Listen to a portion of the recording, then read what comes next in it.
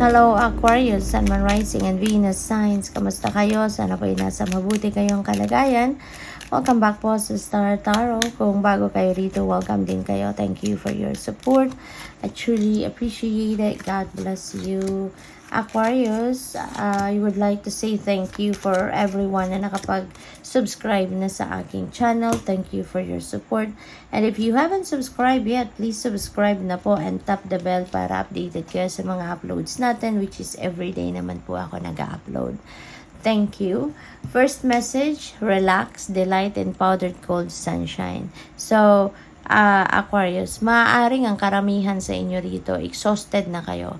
Sobra siguro kayong masipag, sobra kayong nanghihinayang for every second, for every minute na hindi ninyo napapakinabangan. Kaya maaaring pagod kayo na. Pagod na kayo kasi you are maximizing every minute na meron kayo. No? Kaya ngayon, iniimbitahan din kayo na mag-relax naman kayo. Deserve nyo din naman yan. Magmuni-muni kayo kasi kailangan natin ng balanse. Kailangan din natin ng pahinga. Hindi lang puro trabaho. Diba may kasabihan nga na all work and no play makes Jack a dull boy. Diba?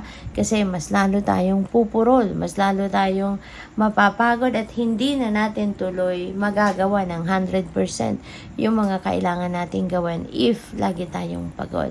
Kaya kailangan natin na magtrabaho, kailangan natin na ang tawag dito, gampanan ang mga obligasyon at responsibilidad natin, but we also need to give ourselves a time to relax, no? Kailangan din natin na magpahinga, okay? Para balanse lang ang lahat.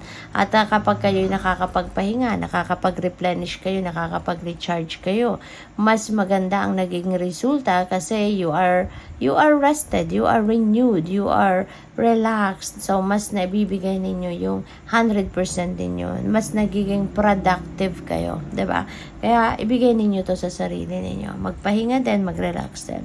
There are a lot of surprises na maaring dumating din sa buhay ninyo sa ngayon, Aquarius. Kaya, continue to just project positivity, project positive energy para nang sa gayon magagandang experiences, no, yung ma-attract ninyo towards you. And attract more than butterflies. So, there are things siguro na dadating, opportunities na dadating dito na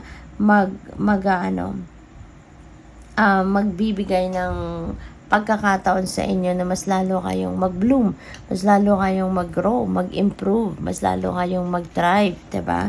Mag-expand. Kaya maganda to. Papunta kayo sa pag-asenso, papunta kayo sa pag-progress. Kaya good luck sa'yo. Grow, all flowers must grow through dirt. Ayan. Speaking of bloom and grow, diba? So, talagang meron dito mga opportunities na dadating na yun ang magbibigay sa inyo ng oportunidad to grow at mag-thrive at mag-evolve into the best version of yourself. Kaya napakaganda, napaka-blessed ninyo. So, tingnan natin kung ano ba ang mga kaganapan dito for Aquarius. Maraming salamat po sa lahat ng hindi nag-skip ng ads. Maraming salamat sa mga nagbibigay sa akin ng donation, ng super thanks. Maraming salamat po sa inyong lahat.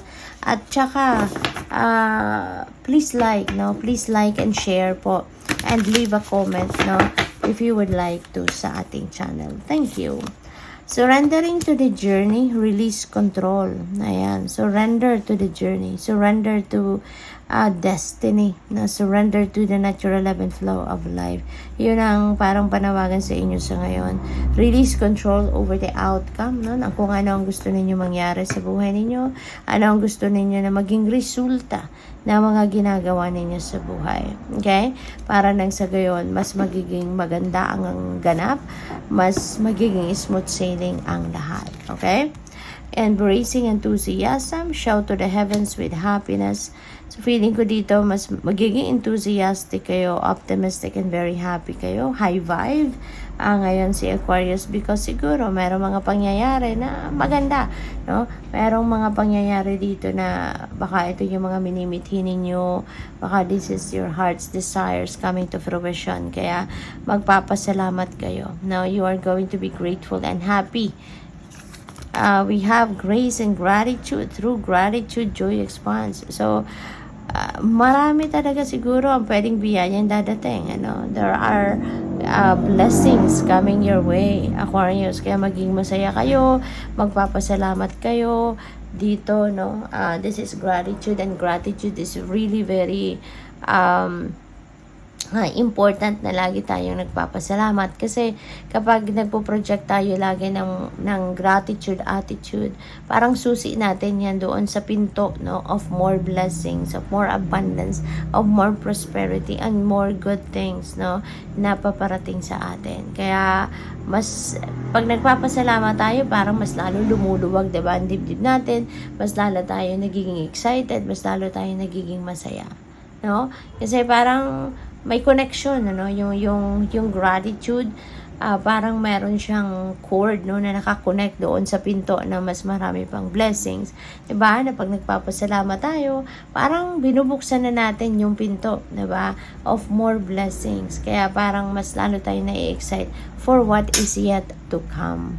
So what else? We have breaking trail, a breakthrough is at hand. Ayan. So kung ano man ang problema, ano man ang mga obstacles na pinagdadaanan ng iba sa inyo, don't worry. No, don't worry. There is a breakthrough coming your way. Ito na nga, sabi dito, breakthrough is at hand. Kaya pagsisikapan ninyo, pagtiyagaan ninyo, no, at malalagpasan ninyo kung ano man ang mga problema na yan. We have discovering truth, you and stand in the light of truth. Ayan. So siguro meron kayong madidiscover sa ngayon na katotohanan, no, about something, at papanindigan ninyo ito, no? Papanindigan ninyo kung ano ang totoo, kung ano sa tingin ninyo yung tama, doon kayo, no? So which is really good. What else? We have is staying focused, hold the course. Okay, hold the course. Wag kayong, don't allow, no, to be distracted. Don't allow na ma-distract kayo. Don't allow other people na kunin ang inyong attention doon sa mga bagay na pinagpo-focusan ninyo. Kasi ang iba dyan, temptation lang yan, diba? Ang iba is trying to remove your attention and focus into something na gusto ninyong makuha, gusto ninyong ma-achieve, diba? Kaya don't allow that to happen. Kasi ang importante, mag-focus lang kayo sa kung ano man ang goal ninyo para ma-achieve ninyo agad ito, no? So good luck. Thank you for watching. Love and light. Namaste.